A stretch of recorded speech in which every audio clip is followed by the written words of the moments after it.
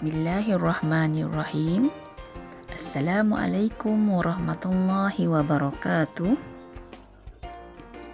Kami dari kumpulan 7 yang terdiri daripada saya, Aisyah binti Ahmad, Nurul Fitrah binti Saleh, Wahidah binti Muhammad, Nurul Amirah binti Syuhaimi dan Zahidah binti Muhammad. Kumpulan kami akan membentangkan hasil pentaksiran yang telah kami lakukan pada 6 November 2023 yang lalu yang bertajuk Nombor dan Bilangan dalam Bahasa Arab Tahun 1. Pentaksiran ini telah dijalankan terhadap murid tahun 1 Bestari yang melibatkan seramai 25 orang murid di Sekolah Kebangsaan Kok Keli Tumpat, Kelantan.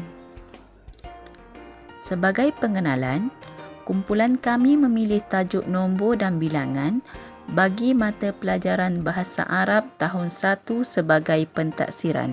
Pentaksiran bahasa Arab ini dijalankan bagi menilai dan melihat sejauh mana pelajar dapat mengaplikasikan pengetahuan mereka berkenaan dengan penggunaan nombor bahasa Arab.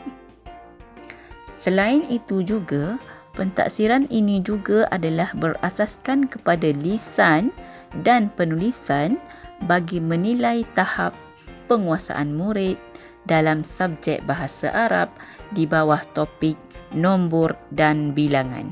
Jenis pentaksiran yang kami jalankan ke atas murid 1 Bestari ialah pentaksiran berasaskan bilik rajah, iaitu pentaksiran formatif yang merangkumi penyoalan lisan dan penulisan, iaitu lembaran kerja. Penyoalan lisan digunakan sebagai alat interaksi antara guru dan pelajar untuk guru mencungkil pengetahuan sedia ada pelajar dan dapat merangsang tahap kognitif pelajar.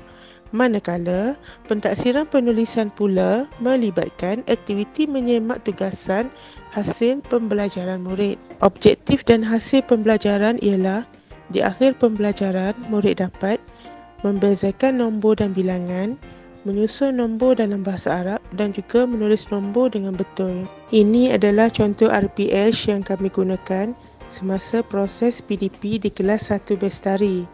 Kami memilih mata pelajaran Bahasa Arab tahun 1.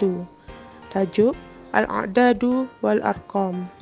Aktiviti dan alat pentaksiran yang kami gunakan ialah penlibatan murid dalam aktiviti soal jawab, menggunakan batang aiskrim, aktiviti puzzle dan juga menjawab soalan dalam lembaran kerja. Seterusnya, saya akan menceritakan pelaksanaan tugasan yang dijalankan. Yang pertama, proses sebelum pentaksiran. Sebelum proses pentaksiran dilaksanakan, guru terlebih dahulu akan memberikan penerangan kepada murid mengenai topik nombor dan bilangan, iaitu bermula dari nombor 1 hingga 10 dalam bahasa Arab mengikut turutan. Guru akan memperkenalkan tajuk melalui set induksi dan penerangan melalui lagu nombor bahasa Arab.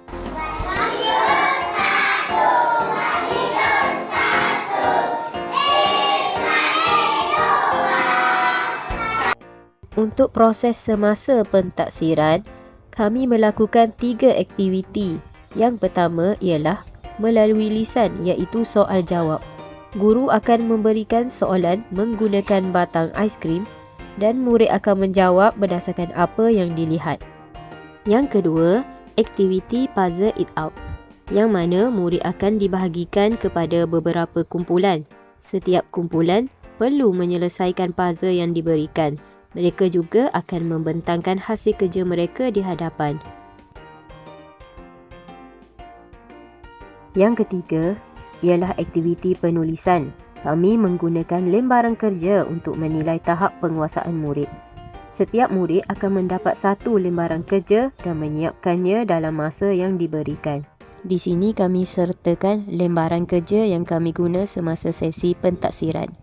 Akhir sekali ialah proses selepas pentaksiran. Kutipan data adalah berdasarkan kepada skor rubrik dan penulisan murid.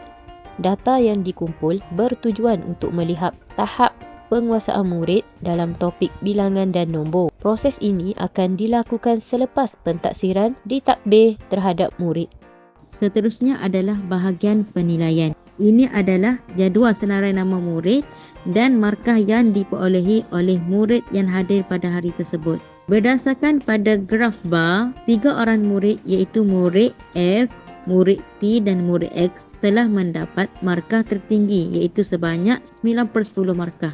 Manakala 4 orang murid telah mendapat keputusan yang paling rendah iaitu sebanyak 4 markah. Akan tetapi mereka masih dalam kategori lulus, tahap yang lulus. Inilah jadual penskoran tahap penguasaan murid. 9/10 adalah dalam kategori cemerlang. Seterusnya, tahap kepujian iaitu murid yang mendapat markah sebanyak 7 hingga 8 markah. Seterusnya, tahap lulus bila mana murid mendapat 4 hingga 6 markah sahaja dalam ujian telah diberikan. Seterusnya, antara cadangan dan penambahbaikan. Setelah proses pentaksiran ini dilaksanakan, terdapat beberapa cadangan yang boleh dilakukan dalam menambah baik pelaksanaan pentaksiran iaitu pertama, guru boleh membina BBM yang boleh menarik minat murid-murid untuk lebih fokus dalam sesi PNP. Kedua, guru seharusnya memberi penerangan tentang borang rubrik pemarkahan yang digunakan terlebih dahulu agar murid-murid lebih jelas dan faham tentang item-item atau kriteria-kriteria yang akan diukur dan bersedia melaksanakan tugasan mereka sebaik mungkin. Ketiga, guru hendaklah melaksanakan pra-pentaksiran terlebih dahulu dengan menggunakan borang rubrik pemarkahan untuk aktiviti-aktiviti murid sebagai pendedahan awal cara pelaksanaan pentaksiran yang sebenar.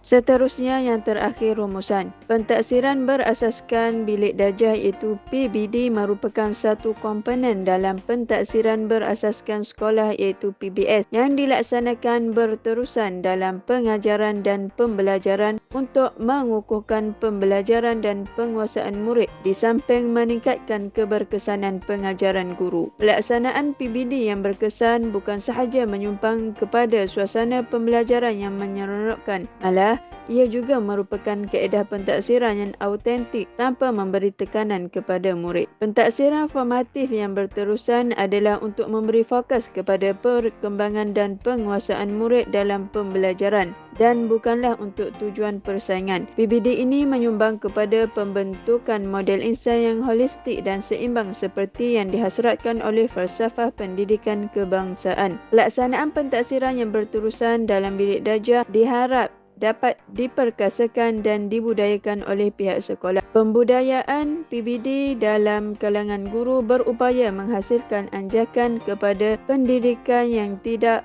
berorientasikan peperiksaan.